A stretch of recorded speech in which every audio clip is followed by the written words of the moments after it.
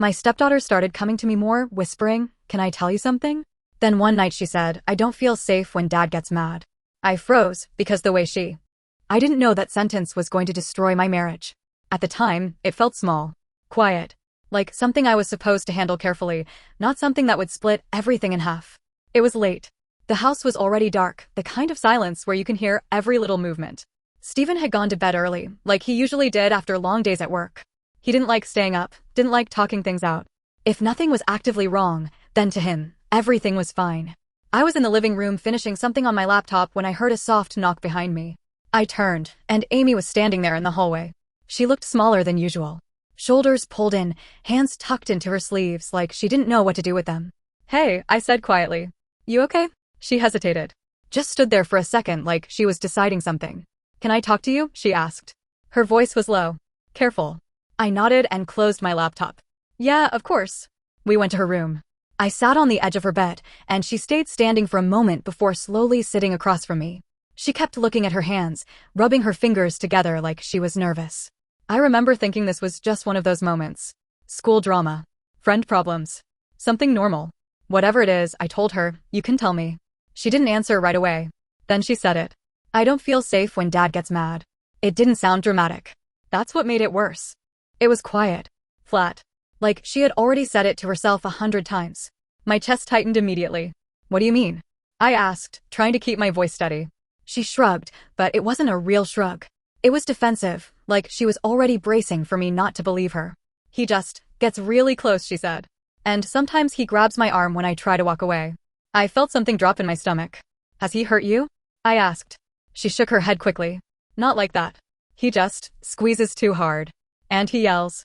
Right in my face." I didn't know what to say, because I had seen Stephen get frustrated. I'd heard him raise his voice before, but I had never seen anything physical. Never anything that crossed a clear line. But sitting there, looking at her, I couldn't just ignore what she was telling me. "How long has this been happening?" I asked. She hesitated, then said, "A while." That word stuck. A while. And then she looked up at me, finally, and said something that made everything heavier. "Please don't tell him I told you. It'll make it worse." I didn't sleep that night. I kept replaying everything in my head. Every interaction I could remember between them. Every moment I might have missed. And the worst part was, I could see pieces of it. Not exactly how she described it, but close enough that it made me uncomfortable. Stephen could get sharp. He didn't drag things out, didn't yell for long, but when he snapped, it was sudden. Intense. Like everything hit at once. And Amy would shut down. I had always thought that was just normal parent-kid tension. Now I wasn't sure. Over the next few days, I started paying attention in a way I hadn't before. I watched how he talked to her. How quickly his patience ran out. How his tone shifted when she didn't respond right away. It wasn't constant. Most of the time, things were fine. But when it happened, it was enough. One afternoon, she didn't answer him the first time he called her from the kitchen. "Amy," he said again, louder this time. She came out of her room slowly.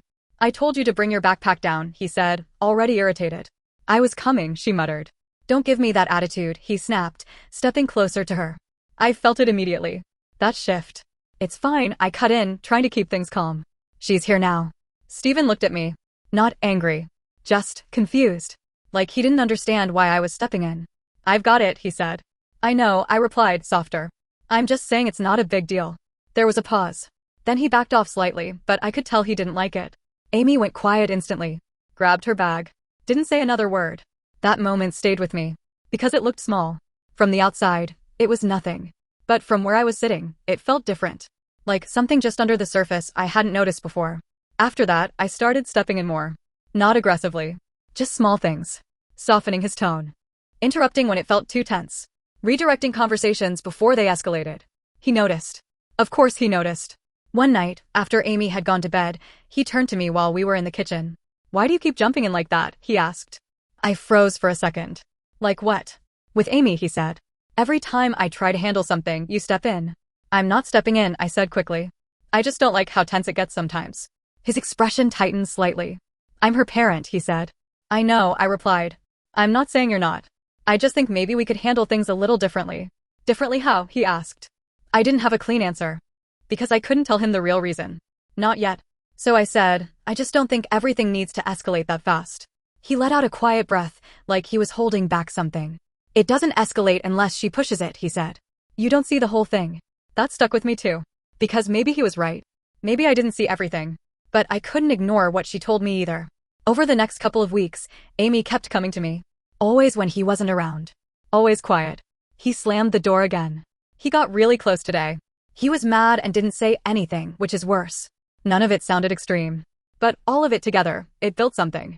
A picture that didn't feel right. And the more she talked, the more I started feeling like I was living in a house where I didn't fully understand what was happening anymore. Like I was missing something important. Like there was a version of Steven I hadn't really seen until now. I started questioning everything. The way he talked. The way she reacted. The silence between them. And slowly, without realizing it, I stopped seeing things neutrally. I started seeing them through what she told me. Every raised voice felt worse. Every sharp word felt heavier. Every moment of tension felt like proof. By the end of that second week, I couldn't sit with it anymore. I knew I had to say something. Because if what she was telling me was even partially true, then doing nothing felt like the worst option. And if it wasn't true, then I still needed to understand what was really going on. Either way, I couldn't stay quiet. I just didn't realize that the moment I decided to speak up was the moment everything would start falling apart. I waited 2 days before I brought it up. Not because I forgot. Not because it didn't matter. I just kept trying to find the right moment, like timing would somehow make it easier or safer. It didn't. It just made everything feel heavier. By then, I was already on edge. Every interaction between Steven and Amy felt amplified. I wasn't just watching anymore, I was interpreting. Looking for meaning in every tone, every pause, every look. And Amy, she kept coming to me. Small things, but constant. He was mad this morning. He didn't say anything at dinner. He slammed the cabinet. Always said quietly. Always when he wasn't around. It built this pressure in me I couldn't ignore anymore. So one night, after Amy went to bed, I finally said it. We were in the kitchen. Nothing dramatic. Just dishes in the sink, low light, the kind of normal moment that doesn't feel like it's about to turn into something bigger. Can I ask you something? I said. Steven didn't even look up at first. Yeah. I hesitated. My chest felt tight. Have you ever gotten physical with Amy? That got his attention. He turned slowly. Not angry. Just confused. What? Like grabbing her, I said. Or getting in her face when you're mad. There was a pause. Then his expression shifted. Not explosive. Not loud. Just guarded. Where is this coming from? He asked. I swallowed. She told me. That was it. That one sentence changed everything. He leaned back slightly, like I'd just accused him of something he didn't recognize. I've never hurt her, he said, flat. Ever. I didn't say you hurt her, I replied quickly. But she said you grab her arm. That you get really close and yell. His jaw tightened. I've stopped her from walking away in the middle of a conversation, he said. Yeah, I've grabbed her arm to keep her from storming off. That's not abuse. I'm not saying it is, I said, even though my voice didn't sound convincing. I'm saying it makes her feel unsafe. That word again. Unsafe. It hung between us. He let out a slow breath and ran a hand over his face. She's 12, he said. She doesn't like being told what to do. Of course she's going to say things like that. That doesn't mean it's not real to her, I said. And it doesn't mean it's accurate, he shot back. That hit harder than I expected. Because it wasn't just about him anymore. It felt like he was dismissing her completely. She's not making it up, I said. I didn't say she's lying, he replied, his voice colder now. I said she exaggerates. That word flipped something in me. Exaggerates. Like everything she told me suddenly didn't matter. Even if she is, I said, something is wrong if she feels that way in her own home. He looked at me like he didn't recognize me anymore. So now I'm the problem, he said. That's not what I'm saying. It sounds like it. I'm saying maybe we need to look at how things are handled, I said, trying to stay calm. Because clearly, something isn't working. He shook his head slowly. You're taking a kid's version of things and turning it into something bigger than it is, he said. You weren't there for most of it. You don't see how she pushes things. I see enough, I said. Do you? He asked. Or are you just hearing one side and deciding I'm the bad guy? I didn't answer right away. Because I didn't think I was doing that. But I also couldn't fully deny it. I'm trying to protect her, I said finally. And what about me? He asked. That stopped me. What about trusting me? He continued. You really think I'd hurt my own kid? I don't know what to think, I admitted. And that was the truth. That was the problem. I didn't know anymore. His expression changed after that. Something in him just shut down. Not anger. Not yelling. Just distance. Wow, he said quietly. The way he said it made my stomach drop. I'm not accusing you of being some kind of monster, I said quickly. I just think we need to take this seriously. I am taking it seriously, he said. I'm taking it seriously that my wife doesn't trust me. That's not fair, I said. No, what's not fair is you building a case against me based on half stories, he replied. I'm not building a case, I said, but even to me, it didn't sound solid. Because I kind of was. Not intentionally. But piece by piece, that's what had been happening. She told me she's scared of you, I said. He went still. Then he looked away. For a second, I thought maybe that would be the moment he softened. That he'd realize something needed to change. But instead, he just said, I'm not doing this. What does that mean? I asked. It means I'm not going to sit here and defend myself against something that isn't true, he said. If you believe that, then I don't know what to tell you. I didn't say I believe everything blindly, I said. But you don't believe me either, he replied. Silence. That was the moment everything shifted. Not when Amy talked to me. Not even when I confronted him. It was that silence. Because there wasn't a way out of it. We were on opposite sides now. And neither of us was backing down. I don't know if I can be okay with this, I said quietly. He looked back at me. With what? With her feeling like that, I said. With things staying the same. So, what are you saying? He asked. I hesitated. Because once I said it, I knew there was no taking it back. I'm saying I don't know if I can stay in a situation where she feels unsafe. There it was. The line. His face didn't change much. But something in his eyes did. Then maybe you shouldn't, he said. It wasn't loud. It wasn't dramatic. But it landed harder than anything else he'd said. Neither of us spoke after that. We just stood there, in the same kitchen, in the same house, suddenly feeling like strangers. Over the next 2 weeks, things didn't explode. They just broke quietly. We talked less. Stayed out of each other's way. Everything became practical. Logistics. Schedules. Nothing emotional. Amy kept texting me. Even when we were in the same house. Are you okay? Is he mad? I'm sorry. That last one stuck with me. I didn't know what she thought she was apologizing for. But it made everything feel heavier. When I finally moved out, it didn't feel like a dramatic ending. No yelling. No big goodbye. Just boxes. Silence. A door closing. I moved into a small apartment across town. And for the first few days, I told myself I did the right thing. That I protected her. That I didn't ignore something important. But then, small things started to feel off. Details that didn't quite line up. Moments I replayed that didn't feel as clear anymore. And the more distance I had from the situation, the less certain I felt about everything I thought I knew. I just didn't realize yet how much of the story I was missing. The first few days in the apartment were quiet in a way that didn't feel peaceful. Just empty. No background noise. No footsteps upstairs. No doors opening and closing. It was the kind of silence where your own thoughts get louder whether you want them to or not. At first, I told myself I did the right thing. I kept repeating it like it would settle something inside me. She said she felt unsafe. I took it seriously. That's what you're supposed to do. But the longer I sat with it, the more things started shifting. Not in a clear way. Just small doubts creeping in where I used to feel certain. Amy still texted me. At first, it was constant. I miss you. Are you okay? He's being weird. I answered every time. Tried to reassure her, tried to stay steady. What do you mean weird? I asked one night. He just doesn't talk, she replied. He stays in his room a lot. That didn't sound like the version of things she told me before. No yelling. No grabbing. Just distance. Is he mad at you? I asked. I don't know, she said. He's just quiet. It's worse. That word again. Worse. It should have made me feel validated. Instead, something about it didn't sit right. I didn't respond right away. And for the first time, I caught myself wondering if I was asking the wrong questions this whole time. A few days later, Steven texted me. Not about us. About therapy. We should talk to someone, he wrote. All of us. I stared at that message for a long time. Part of me didn't want to go. It felt like reopening something that had already been decided. But another part of me needed answers. So I agreed. The office was neutral. Quiet. Soft lighting. The kind of place designed to make people feel safe enough to say things they usually avoid. Dr. Catherine Evans sat across from us, calm and unreadable. Stephen was on one side. I was on the other.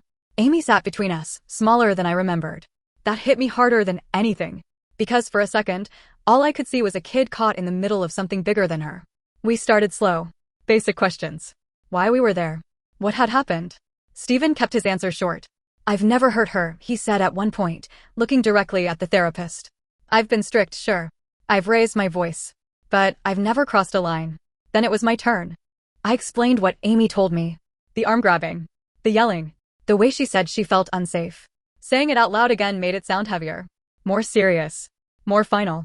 Dr. Evans nodded, then turned to Amy. Can you tell me what it feels like when your dad gets mad? She asked gently. Amy shifted in her seat. She didn't answer right away. I don't like it, she said finally.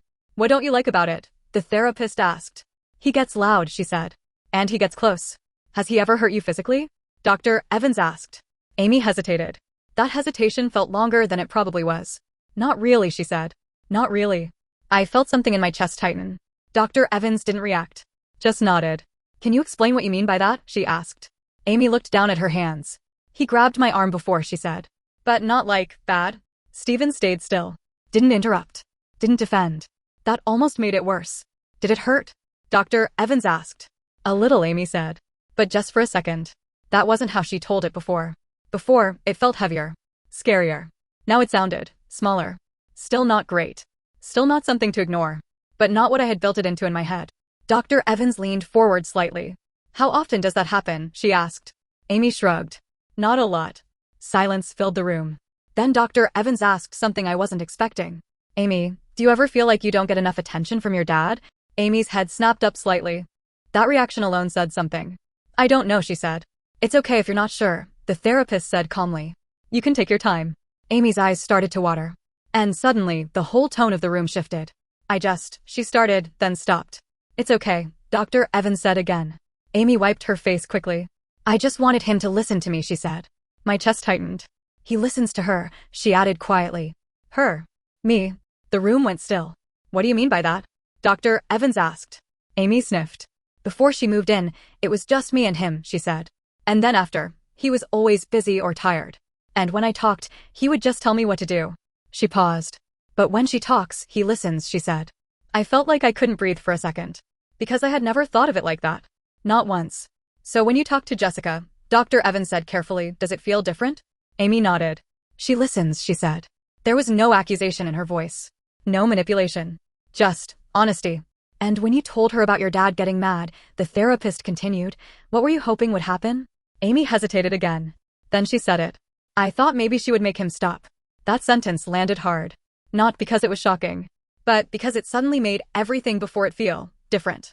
Smaller pieces rearranging into something else. Dr. Evans stayed neutral. Do you think you might have made it sound a little bigger so she would understand how you felt? She asked gently.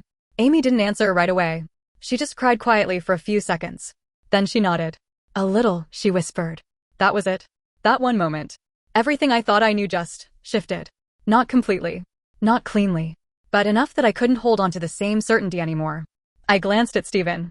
He wasn't looking at me. He was looking down, jaw tight, like he was holding something in. And for the first time, I didn't know which side I was on anymore. Because nothing she said was entirely false. But it wasn't exactly true either. And I had built my decisions on that space in between. The session ended without any big resolution. No clear answer. No apology that fixed everything. Just awareness. Afterward, we stood outside in the parking lot. The three of us. Same people. Different distance. Stephen finally looked at me. I told you, he said quietly. There was no anger in it. That somehow made it worse. I didn't know, I said. I know, he replied. But the way he said it didn't feel like forgiveness. Amy stood a few feet away, not looking at either of us. And I realized something then. Even if I had misunderstood things, even if she had exaggerated, something was still broken. Not just between me and Stephen, but between him and her. And now between all of us. We didn't get back together. Not after that. We talked a few times after. Mostly about practical things. There was no big fight. No dramatic ending. Just distance that didn't close. Amy still texts me sometimes. Not like before. Short messages. Hi, how are you? I answer. But it's different now. Everything is. And I'm stuck with this feeling I can't shake. That I either overreacted and destroyed something real. Or I saw something that mattered, even if it came out wrong. Because even now, when I think about that night in her room, the way she said it still feels real. I don't feel safe when Dad gets mad. And I still don't know if I did the right thing by believing her, or if I let something messy and complicated turn into something permanent.